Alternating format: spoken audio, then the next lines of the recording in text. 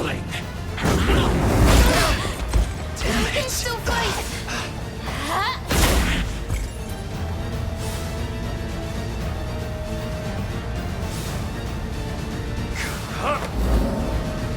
More! You're not down!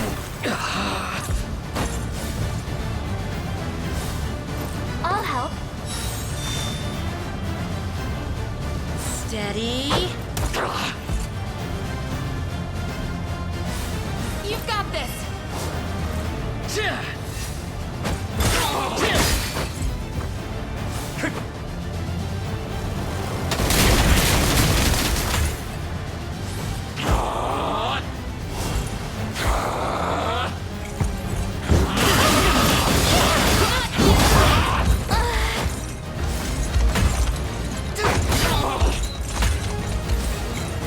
Like new.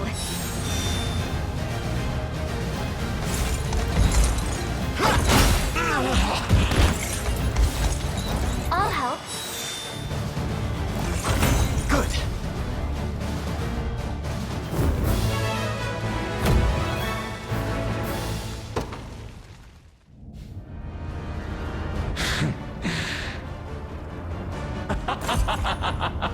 Splendid, truly splendid. For years, my steel has sought perfection, and now it knows the bitter torment of defeat. At long last, the consummate blade is upon us. The legions of hell will be next to taste its edge.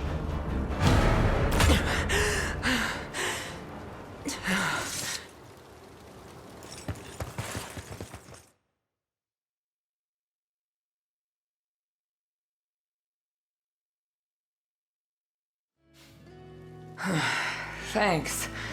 Feels good to finally move again.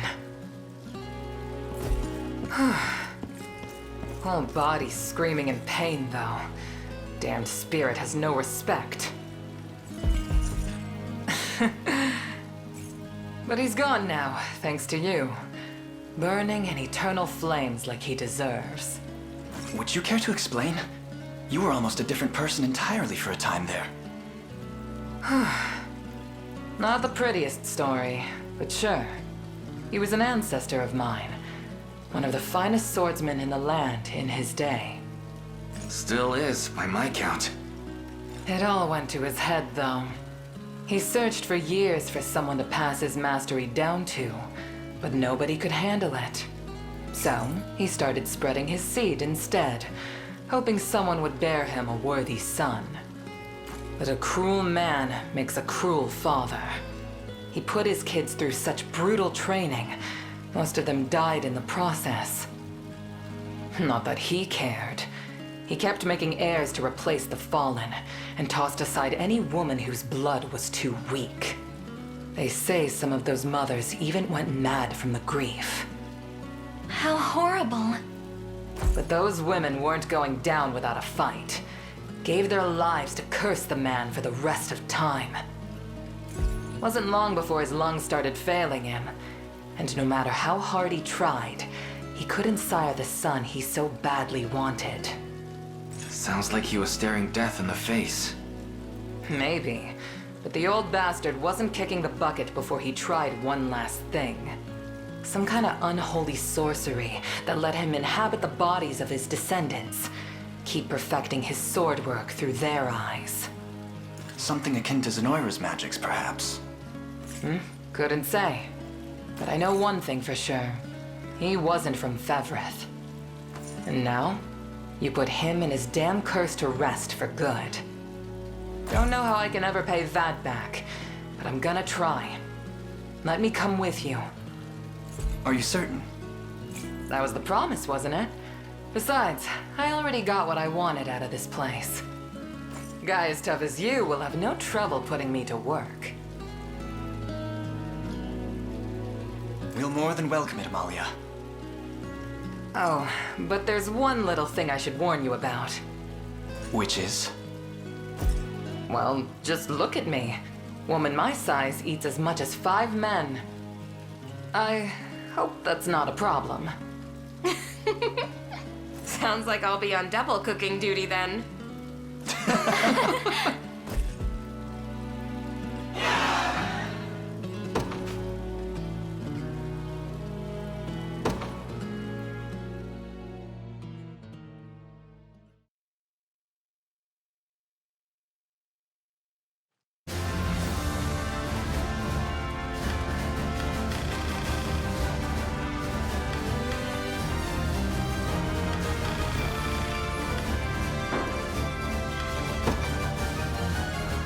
Got nothing but the best hit.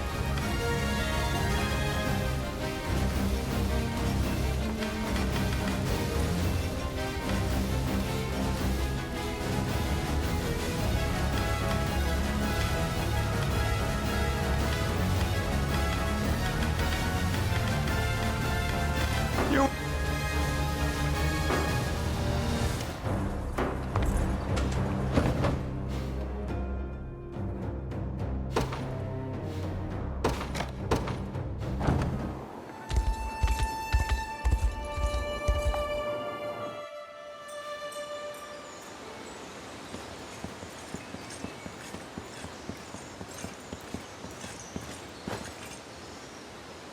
This is it.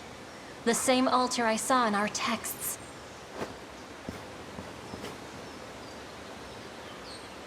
The ring, Elaine.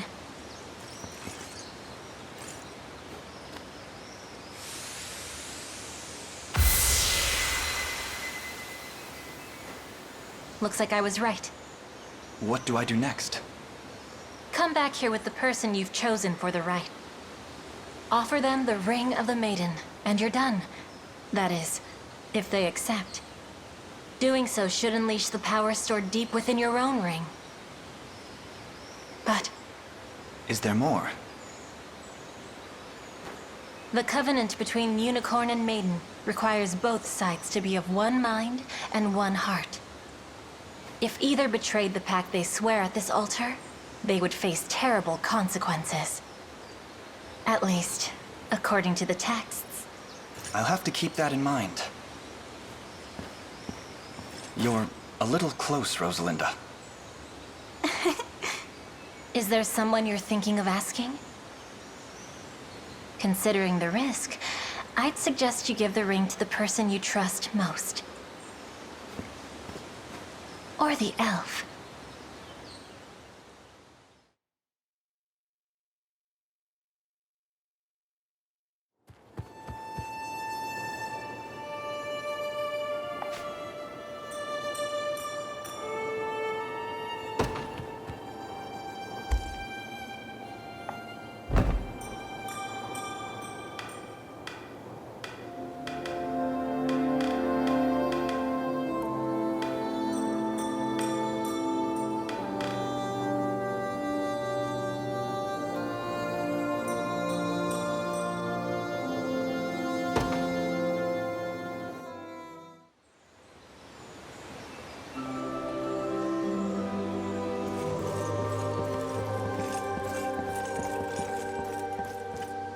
What is it, Elaine?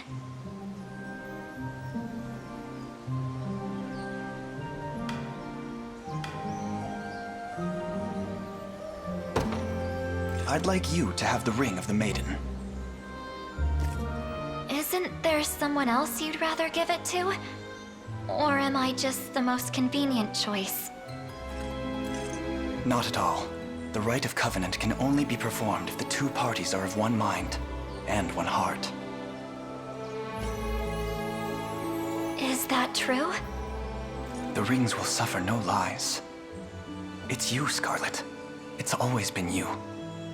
These feelings I bear are not mere friendship, but a love both deep and utterly profound. I finally understand that now. You know, I always thought it was my mission that kept me standing beside you.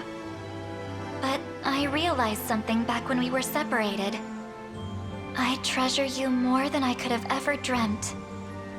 Then stay with me, Scarlet, until the day we both drift off into eternal slumber.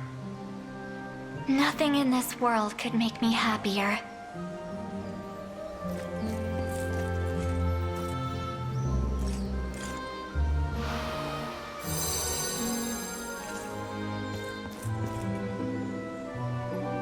So it's true. There's really no lying to the rings. I love you, Elaine. And I always will.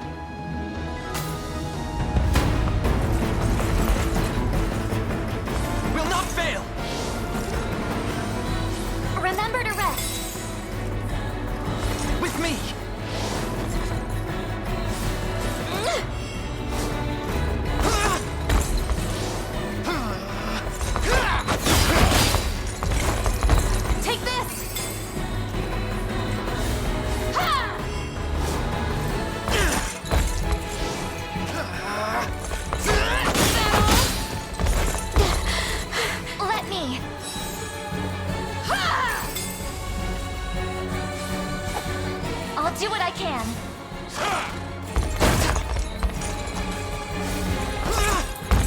This is it.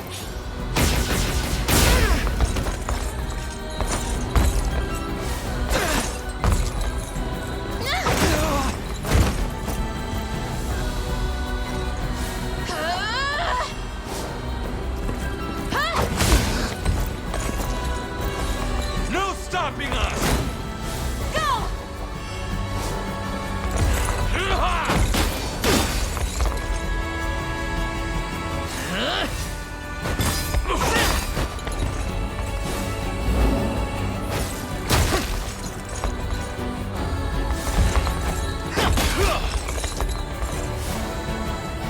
Light, which banishes evil.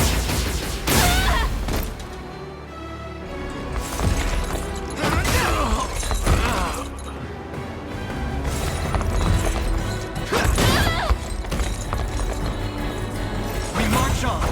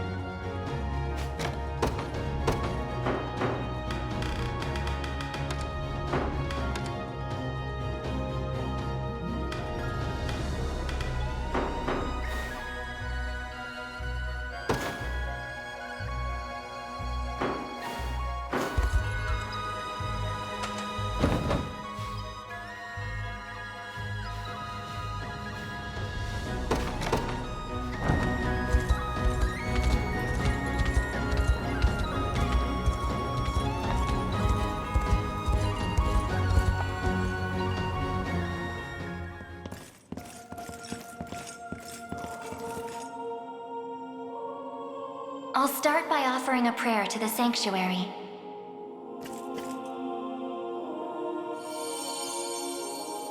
He who bears the ring of the unicorn, present its grandeur before me.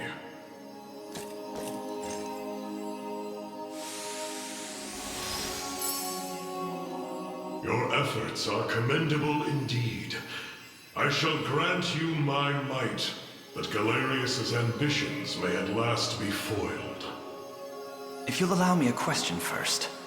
Galerius asserts himself Emperor of the fallen Zenoiran Empire, but I wonder, do his claims ring true? They do. He is a man dangerous beyond all reason or belief. In truth, Zenoira's people were not born on Fevrith soil, but hail from another continent beyond the Great Seas. Their populace enjoyed countless years of peace and prosperity, ushered in by magical advancements of the highest order.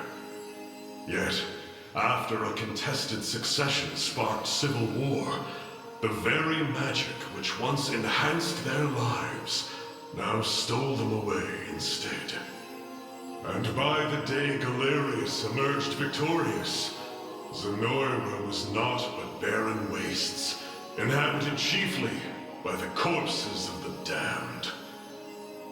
Faced with such cold conclusion, most would have considered him a king absent a kingdom. Yet Galerius would not be denied his reign. Mustering what few pitiful subjects remained in the realm of the living, he set off to seize a new shore as his own, Fevrith. Then the ancient Zenoira we're familiar with was actually an invading army from a far-off continent. The modest fiefdoms which dotted Fevrith could but thrash and flail beneath Galerius's insurmountable might. Only Elheim, shielded by the boughs of the divine Evelda, was spared utter decimation. If that same conqueror now blights our lands as well, can we assume General Valmor was possessed by his soul? I don't believe we can. An energy so ineffably evil likely derives from something else entirely. How do you mean? Were he merely revived through the rite of channeling, slaying the host would banish his soul back to the frigid gates of the beyond. Yet, to judge by the monstrous aura surrounding him, I fear the task far too great for such crude methodology. No matter the truth of it, Galerius must be stopped. And the power of cleansing housed within these walls shall hearten that pursuit. 'Tis yours, should you but accept it.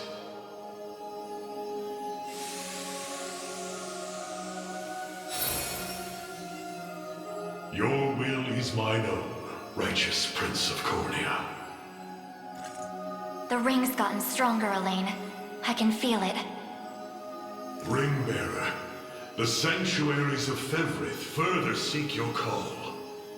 Deliver your presence unto each in turn, that we may aid you when the fated time arrives.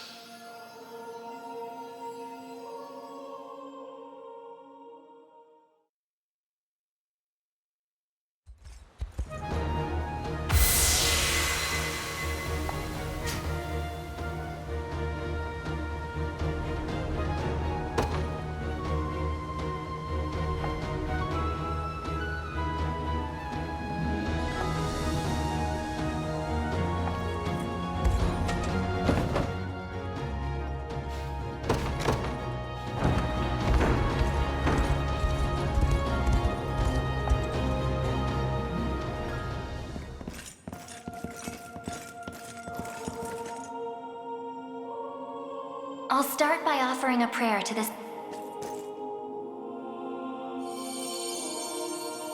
He who bears the ring of the unicorn, present.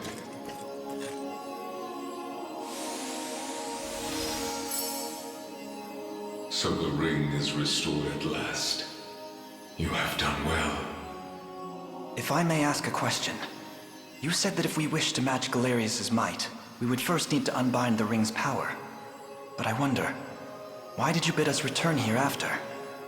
That I may bestow upon you the power of cleansing, accumulated within these walls over the passing of centuries.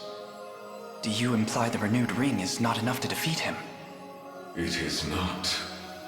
If you wish to bring such events to bear, you must usher the souls of Zenoira's people to their long-awaited salvation.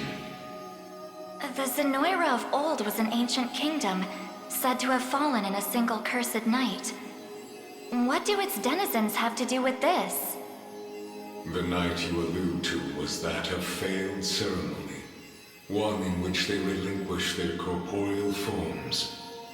For countless years they suffered in discarnate agony, consigned to merely watch as a new world sprung forth from their own. As you may expect, the weaker-hearted among them succumbed first to madness, then to an unyielding, rabid lust for evil. 'Tis only by the power of the sanctuaries that such wicked souls were put to slumber, sealed away in a realm known solely as the Beyond. And Galerius used me and my father to break that seal. Quite so. He has torn open a seam between the land of the living and that of the dead. A seam through which he shall unite their beings, till neither one is distinct from the other. Then we know now what Galerius seeks. To resurrect the souls of ancient Zenoira. Should he succeed, this world will be met with grave disaster. Yet that is why our sanctuaries exist. Make use of our strength and bring eternal salvation to the souls of the lost. Now, the power of cleansing housed within these sacred grounds will prove a great boon in the battle ahead.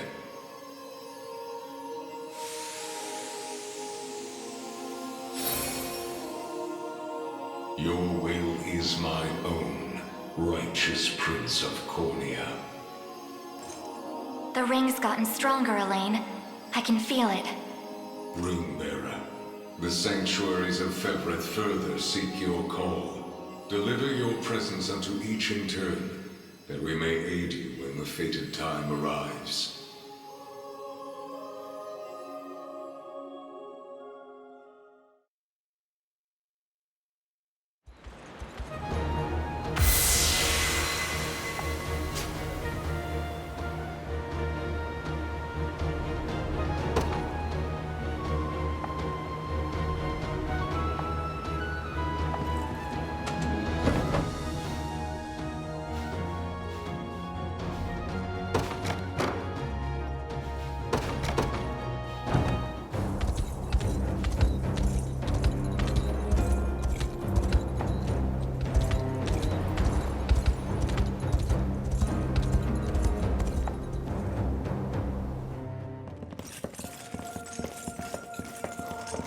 Forgive me for prying, Berengaria, but why have you asked to join us here? Boltro, I want to know more about the man who thinks he can tamper with other people's minds. I have a few other questions for this sage of yours, too. I'll start by offering a prayer to... He who bears the ring of the...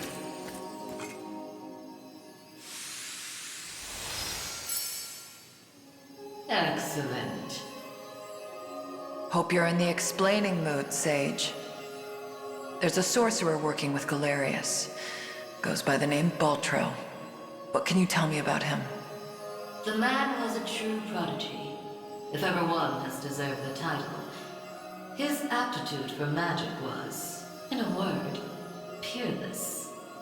A gift he employed with little concern for sense or morals. 'Twas through that disregard that he birthed arts as magnificent as they were monstrous. The rite of channeling chief among them. Is that how the devil still lives? By possessing the body of another? Boltro himself has no need of such trickery. While the lost souls of ancient Zenoira's people have long stood confined within the sacred grounds of the sanctuaries, Baltro has remained in the realm of the living, sustaining his twisted physical form for centuries upon end. The lone survivor of a fallen empire. But if those souls have been locked away, how exactly was he able to summon them? With the Crystal of Transference, of course. A potent medium capable of circumventing the barred gate to the beyond. Once the desired soul was summoned, he wielded the right of channeling to convey it into a yet living host. 'Tis a feat, I presume, only possible for a man of Baltro's infernal aptitude. Crystals of transference.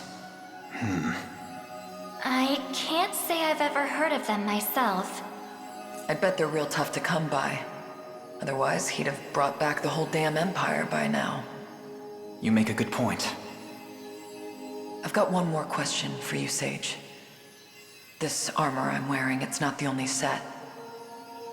There was another up in Albion recovered from the sanctuary when Zenoira first started knocking. Way I hear, it was the Pontifex who found it, gave it to a guy named Nigel not long after. So, I was wondering, this place have any old gear you're looking to part ways with? Alas, all armaments stored within these walls have long since been evacuated. Yet the power of cleansing remains pure and true. Grasp it tight, and it shall surely bring you succor in the days to come.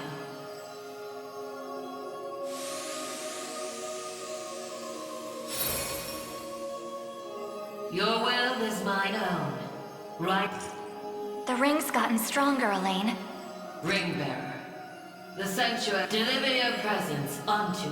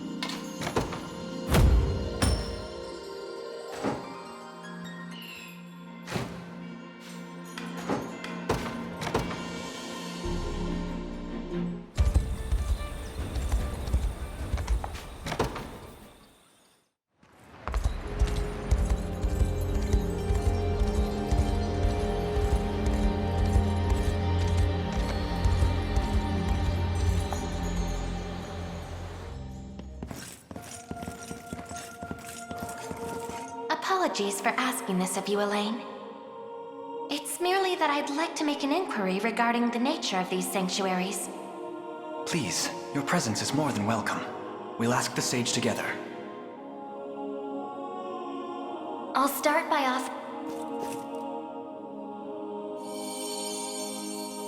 He who bears the...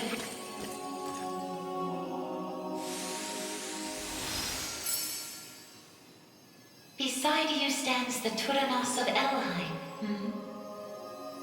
The ring of the unicorn would remain ever bound were it not for you. Or for your ancestors, who conveyed the rite of covenant through a great many generations. For that, you have my utmost gratitude. 'Tis a kindness I scarcely deserve, O wise sage. But if I may, I wish to ask a question of you. For what purpose were these sanctuaries constructed? To house errant, wandering souls, those of the fallen Zenoiran Empire. Yet that raises another question still. How is it that Zenoira met with ruin? 'Twas an act of hubris immeasurable. In search of the forbidden gift of immortality, their sorcerers made sacrifice of a divine being, the great and noble unicorn. Such vile disregard for the natural world. Indeed. And greed only drove them further from their own humanity. Amidst the slaughter, They sought to elicit the creature's purifying energy, and in so doing, break free of the shackles of mortality. Yet the cleansing fires of the unicorn glow impossibly bright, violent in their rejection of vice and villainy. For the wicked-hearted to harness such a power as their own would be a contradiction of its very purpose. 'Twas a miscalculation of the most fatal ilk. With the beast's dying embers, the fury of the unicorn struck Zenoira's people. Their skin burned, their flesh was rent from their bodies, and their souls were condemned to wander for the rest of eternity. How horrible. 'Twas the greatest irony, then, that the right proved a success in the end. From the ashes of tragedy rose but one survivor. A single girl, capable of communion with the divine unicorn her countrymen had so cruelly defiled. Aside the Pontifex of Albion and the elven Turanos, she set forth to deliver peace to the restless souls of Zenoira's citizens. A venture which saw them construct 6 sanctuaries spread through every land of Fevrith. Upon its completion, she rallied those loyal to her cause and founded a new nation, Cornea, of which she would become the first queen. And with the spirits of her brethren pacified at last, she relinquished the power she had never once wished to receive. 'Twas then that it was severed in twain, each half laid into a sacred relic, symbolic of her tale. The ring of the unicorn. And that of the maiden. Then the reason this ring answers to me alone is the royal blood flowing through my veins. Quite so. Your heart is that of the unicorn, fated to commune with a maiden true and fair. A destiny which culminated in the rite of covenant and the subsequent unbinding of the ring's true form. Now, the power of cleansing housed within these grounds will prove a great boon in the battle ahead. You need only accept its grace.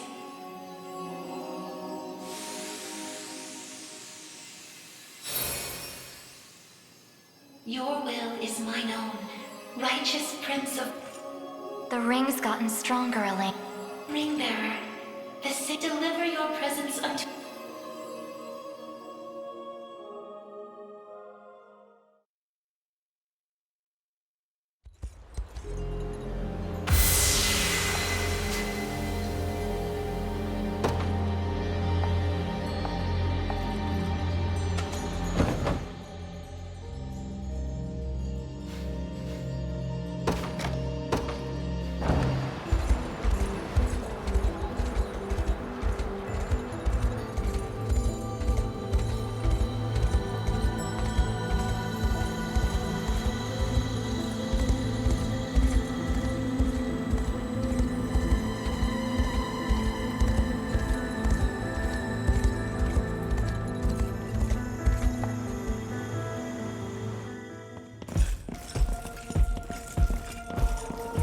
Sorry for making you drag us along like this.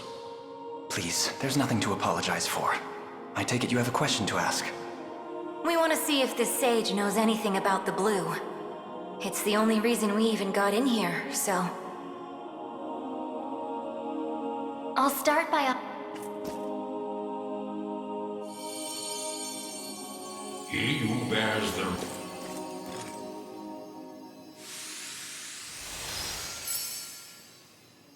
You accomplish much, remember. It is no easy feat crossing a nation bound in the harshest of winters.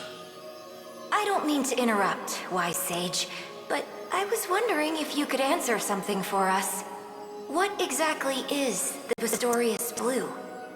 You refer to the azure stone on your person, yes? It is magic made crystal, cultivated by the elves of yore. Long ago, when their kind still called Pastorius home. There were elves here? That era too saw Zenoira's reign encroach upon every region of Fevrith.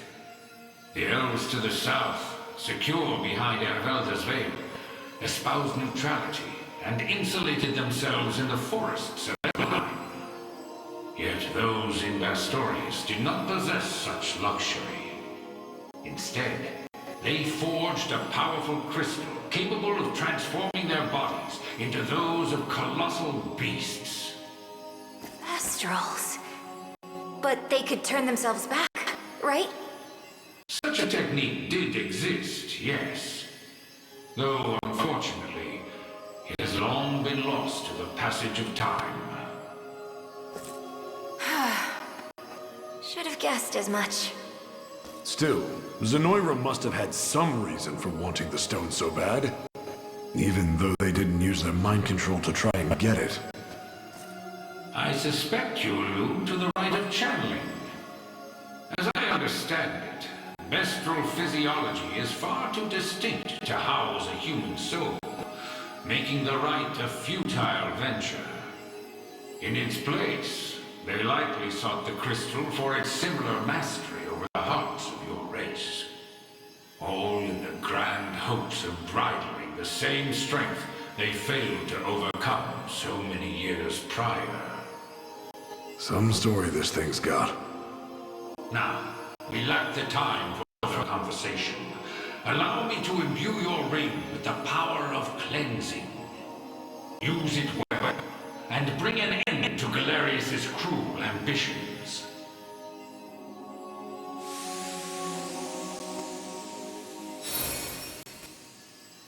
Your will is mine own. The rings... Ring bearer, deliver your present.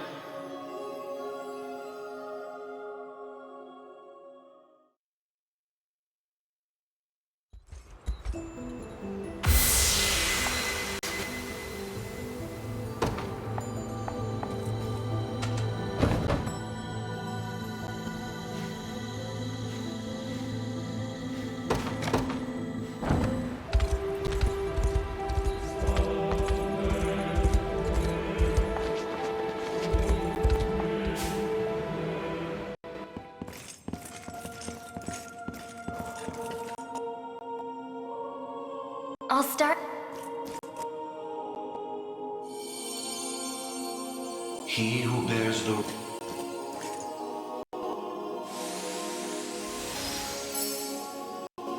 progeny of the late Pontifex Errant, you have done well in guiding the Savior to this sacred hall.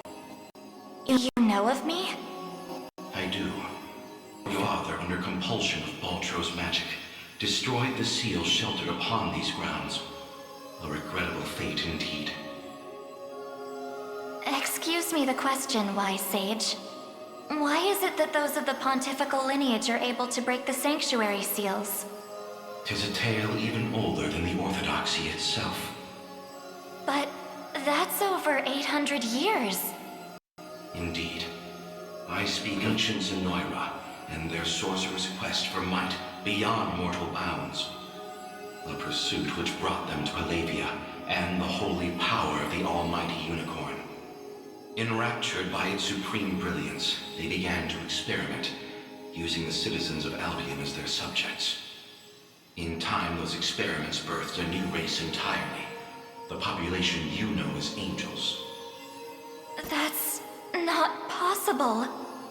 Yet their only distinguishing feature were the wings on their backs, a mark of failure for the sorcerers who conceived them. The experiments continued unceasingly, but only one success emerged. A man capable of divine wonder. The first Pontifex. Yes, and the gift he bore was the means to lay wandering souls to eternal rest. But how does that relate to the seals? The purpose of Fevrith's sanctuaries is twofold. The first is to soothe the vengeful spirits of old Zenoira.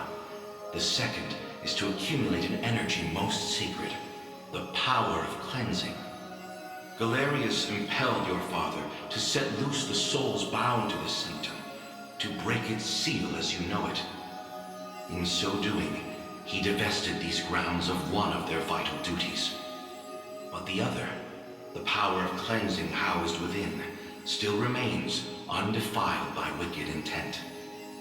My father must have foreseen the breaking of the seals all those years ago. Which explains why he asked you to one day guide me here. To impart the power of cleansing upon my ring, so that we may stop Galerius before it's too late.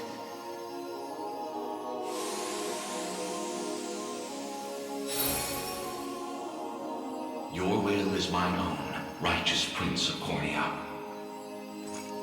The ring's gotten stronger, Elaine. I can feel it. Ringbearer, your pilgrimage is fulfilled, and so too is the Ring of the Unicorn. Deliver your presence unto the decisive conflict, that we may aid you when the fated time arrives.